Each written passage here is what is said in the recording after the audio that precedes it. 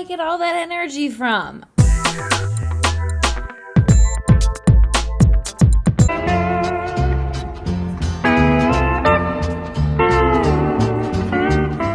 You guessed it, it's all about energy.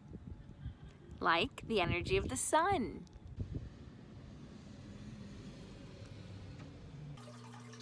Or like the energy Franklin needs, which he gets from his little pellets. Hi, Franklin. So you gotta eat, right? Let's take a look and see what we're gonna eat tonight. Let's go.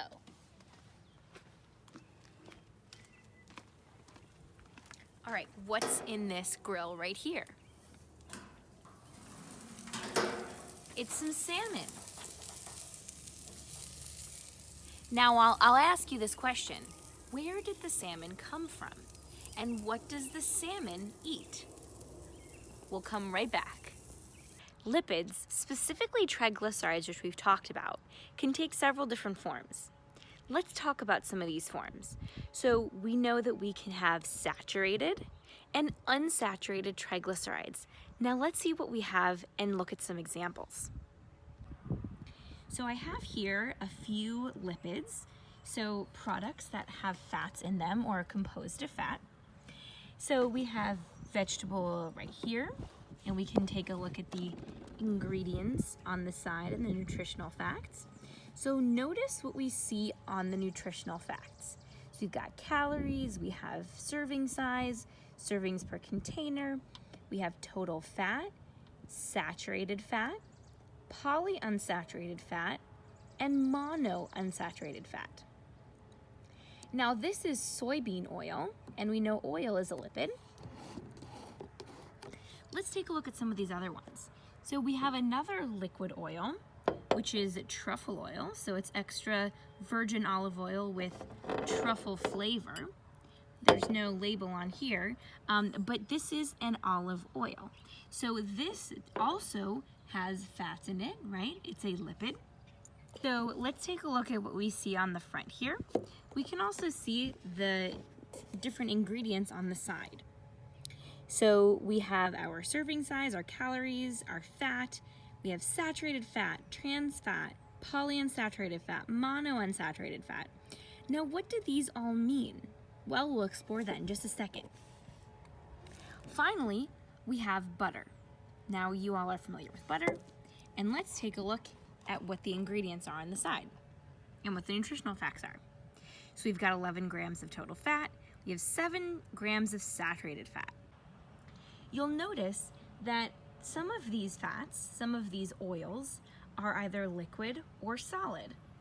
And I've just taken these out of the fridge, and these I've taken out of the pantry. So you'll notice that some of them are solid,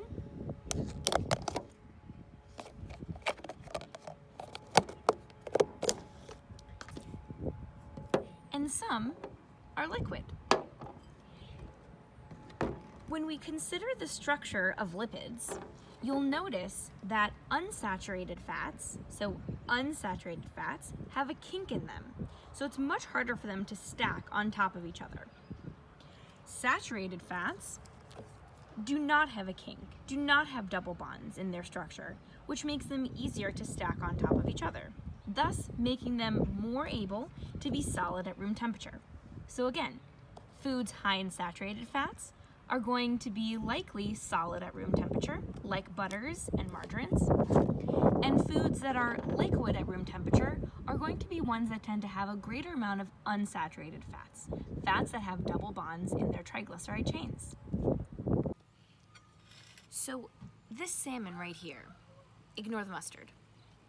This salmon, which I'm going to be eating, is going to then be incorporated into my body and give me energy. Think about what kind of, Jordan, over here. Think about what kind of macromolecules a salmon has. Think about the fats that it has, so omega-3 fatty acids, carbohydrates, think about the protein that it has. So lipids, carbs, and proteins are the 3 types of macromolecules that are found in our food. No, back over here, thank you. So when I eat this, that gets broken down and will then be incorporated into my body. Now let's take a look at Bennis over here. Bennis, what do you need to eat?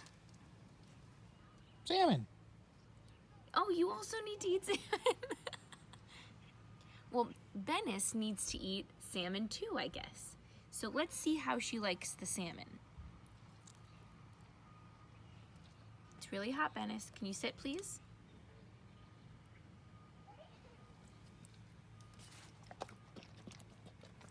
Okay, it looks like she enjoys the salmon. Excellent. Now do a little bit of research to figure out whether monounsaturated, saturated, or polyunsaturated fats are the best fats for you. Now that you've done that, let's take a look at calories.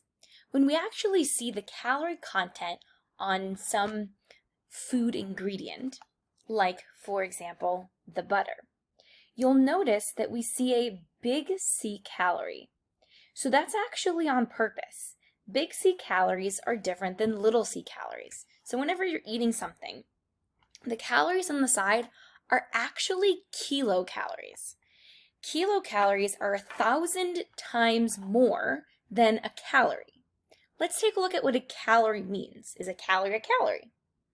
So the word calorie is actually confusing because the word in just colloquial language, so the everyday talk, is actually different. The meaning of it is different than a chemistry calorie. So like a science calorie.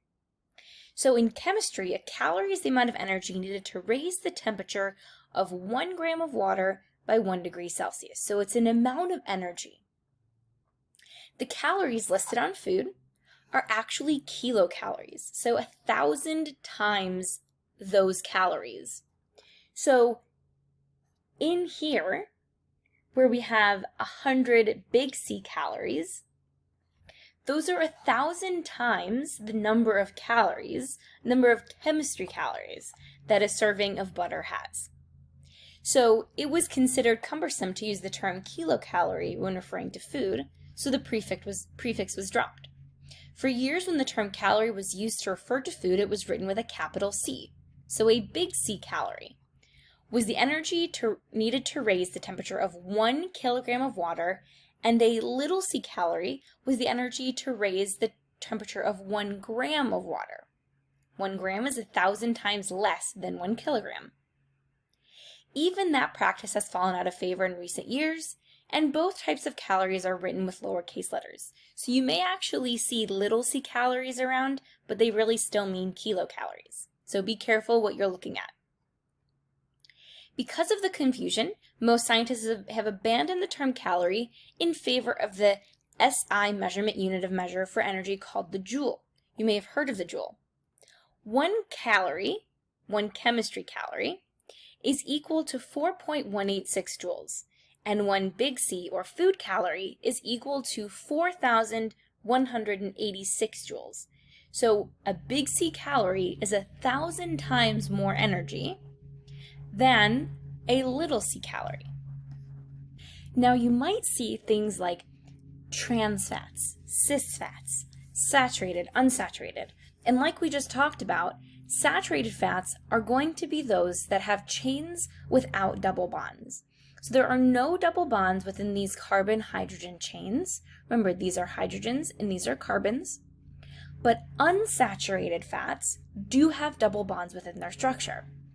And if you think about it, the way that the word unsaturated kind of looks so like the U, you can think of that as like the bond. So the double bond makes the kink kind of look like a U. That might help remember. Now, trans fats, those are the fats that were pretty much outlawed on foods.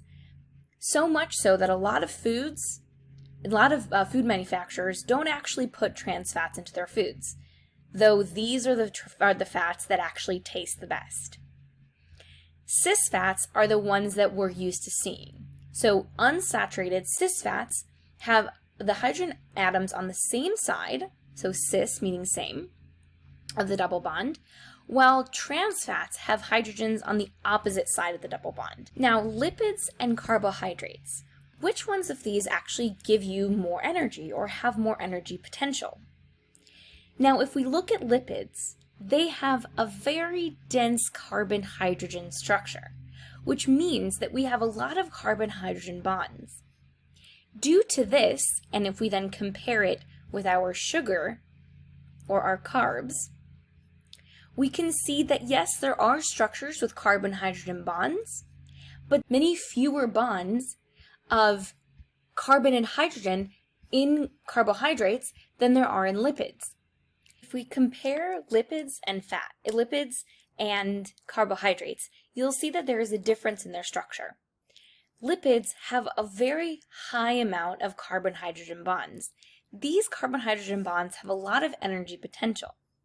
And so what happens is we have these structures that have a lot of carbon-hydrogen bonds, these lipids, and they offer us a great amount of energy storage.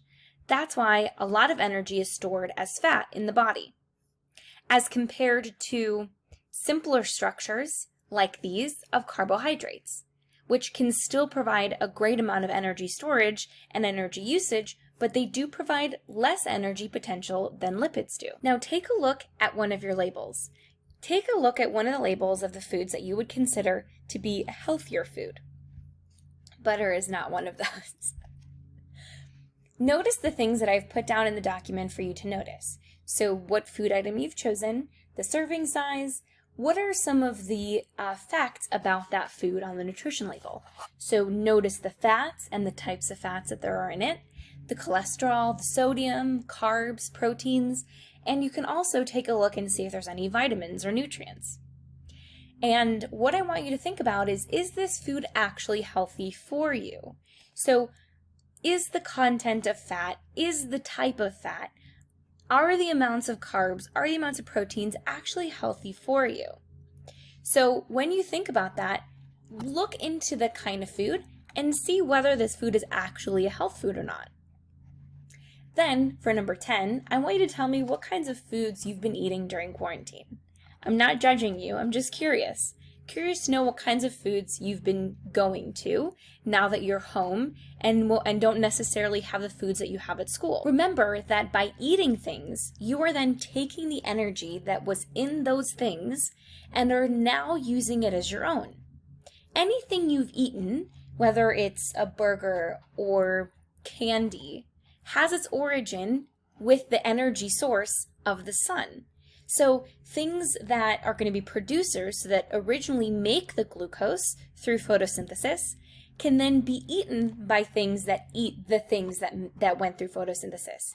So remember, it's all an energy cycle. Energy from the sun gets used by producers, which are then consumed by consumers. And so that's why you have to eat.